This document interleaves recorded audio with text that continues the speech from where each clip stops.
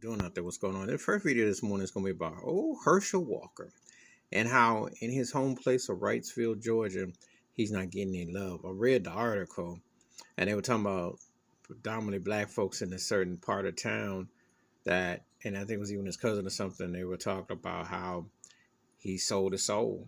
They said that and they were talking about the episode 40 plus years ago when the University of Georgia had won a title and there was racial tension in the place. And he basically said, I'm an athlete. I don't take part in those kind of issues. And so they're long on remembering. And I think he was counting on the black vote in his run for his position, for his seat. But, it just goes to show you don't have to be home, but you have to be home. You have to be able to connect with the people.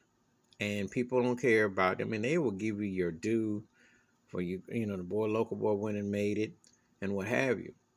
However, if you get labeled as a sellout or you get labeled as someone that turned his back and don't touch on something, it's just part of where you are.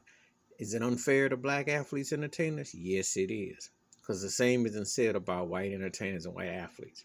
Black folks have to take the brunt of that. But it's the way in the cases where some of the cats really forget where they came from. It's almost like to the point where not only do they, it's one thing to move on. Tupac Shakur said it best. There's no $10 million cribs in the hood, and your livelihood is going to take you places, and you're going to evolve and move. That's just part of how it usually goes. However, it doesn't mean that you don't speak and you don't acknowledge things that have happened. And that is where Herschel Walker runs into a big dilemma, because for all his shuffling and bucking to Donald Trump and all the other, when they ask him, do you know who you are?